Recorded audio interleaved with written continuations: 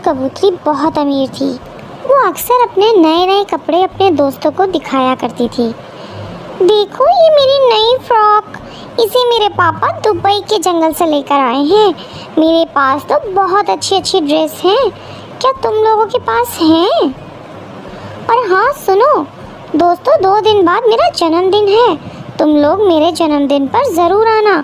मेरे जन्मदिन पर मेरी मम्मी ने महंगे केक का ऑर्डर दिया है। तभी उसकी सहेली रानी चिड़िया कहती है, बुलबुल कबूतरी तुम्हें अपना जन्मदिन गरीब चिड़ियों के साथ मनाना चाहिए। मैं तो अपना जन्मदिन गरीब बच्चों के साथ मनाती हूँ, मुझे बहुत खुशी मिलती है। छी, तू भी क्या बात करती है? मैं और गरीब चिड़ियों के साथ अपना जन्मदिन मनाऊं? मैं अपना जन्मदिन तो बहुत ही धूमधाम से मनाती हूँ। देखो बुलबुल कबूतरी, अपने पैसों का ज़्यादा घमंड मत दिखाओ। अरे मैं पैसों का घमंड कहाँ दिखा रही हूँ, मेरे पास अच्छे कपड़े हैं, यानी तुम लोग मेरे से जलती हो। मैंने तुझे बता दिया, मेरा जन्मदिन 2 दिन बाद है, तुम लोग आ जाना, ठीक है? ये सुनकर रानी चिड़िया अपने घर चली जाती है। घर जाकर वो अपनी माँ से कहती है, माँ मेरा जन्मदिन अगले महीने है, तू मुझे क्या गिफ्ट दोगी? अरे रानी बेटा, आज तू ये कैसी बातें कर रही है? तुझसे किसी ने कुछ कहा है क्या? हाँ मेरी माँ एक सहेली है बुलबुल कबूतरी, वो अपने पैसों का बहुत घमंड दिखाती है। 2 दिन बाद उसका जन्मदिन है, उसने मुझे अपना यहाँ इनवाइट किया है। तो क्या हुआ बेटा, तू चली जाना।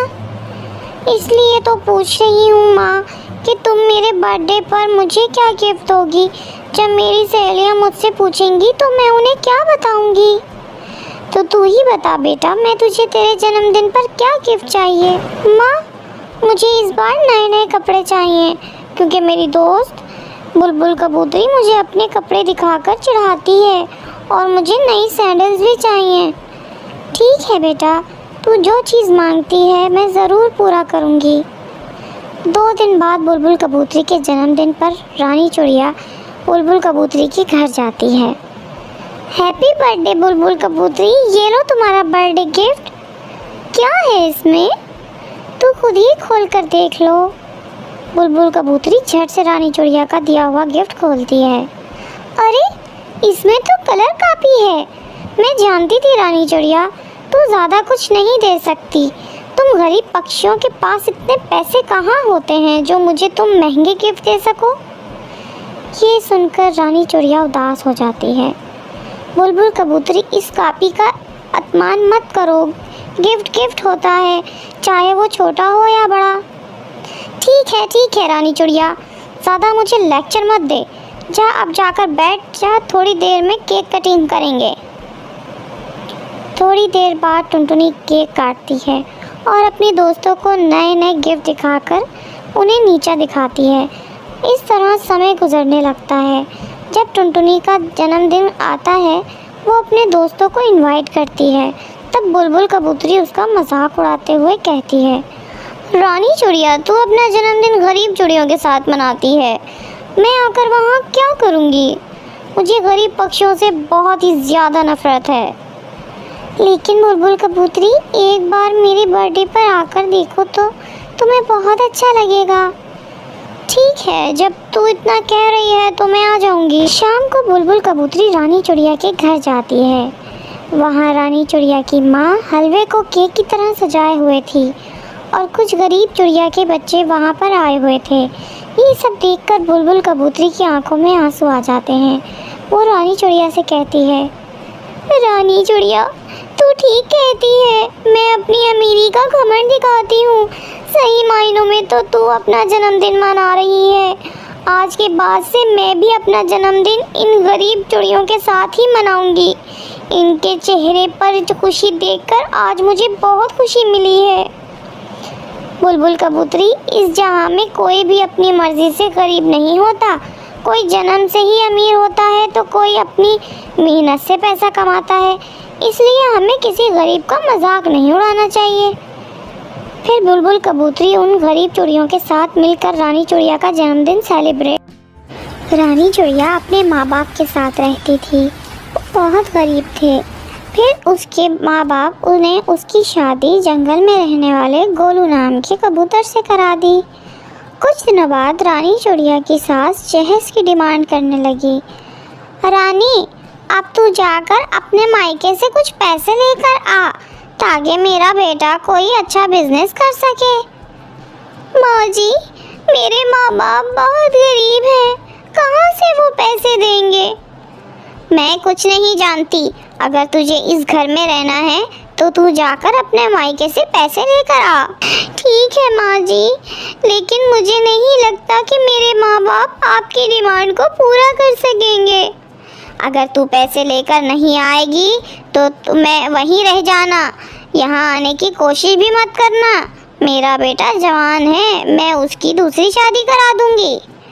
मजबूरी में रानी चिड़िया अपने मैके आ जाती है, लेकिन माँ बाप की हालत देखकर वो उनसे कुछ कहती नहीं है। एक दिन रानी को उल्टी होने लगती है। क्या हुआ बेटा, तुझे उल्टियाँ क्यों हो रही हैं? बेटा, मुझे ऐसा लगता है जैसे तू माँ बनने वाली है। ये सुनकर रानी चिड़िया परेशान हो जाती है और अगले ही दिन अपने ससुराल चली जाती है।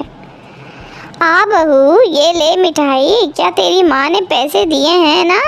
मैं कल ही गोलू को नया बिजनेस शुरू करा दूंगी। माँ जी, मेरी माँ बाप ने मुझे कोई पैसे नहीं दिए हैं। उनकी हालत देखकर तो मैं उनसे पैसों की बात ही नहीं कर पाई।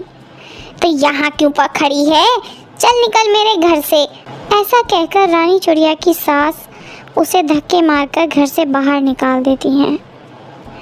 रानी चिड़िया रोती रोती अपने मायके जाती है और समय आने पर एक नन्ही चिड़िया को जन्म देती है। रानी चिड़िया दूसरों के घरों में झाड़ू पोछा करके अपनी बच्ची को पालने लगती है। ऐसे ही कई साल गुजर जाते हैं। एक दिन जब रानी चिड़िया की बेटी चिंकी स्कूल से घर आती है। माँ, ये देखो, मेरे जूते फट चुके हैं। मेरी सहेलियाँ मेरा मजाक उड़ाती हैं। मुझे नए जूते लाकर दोगी तभी मैं स्कूल जाऊंगी। ठीक है बेटा, मैं ला दूंगी। 1-2 दिन रुक जा। जैसे ही मुझे महीने के पैसे मिलेंगे मैं तुझे खरीद कर ला दूंगी। ठीक है माँ, मैं 2 दिन तक इंतज़ार करूंगी। अगर तुमने मेरे नए जूते नहीं लाए तो फिर मैं स्कूल नहीं जाऊंगी। 2 दिन बाद जब रानी चिड़िया चिंकी के लिए जूते खरीद कर लाती है, चिंकी उसे देखकर बहुत खुश हो जाती है। माँ, ये जूते तो बहुत सुंदर हैं। मैं अभी अपनी सहेली को दिखा कर आती हूँ।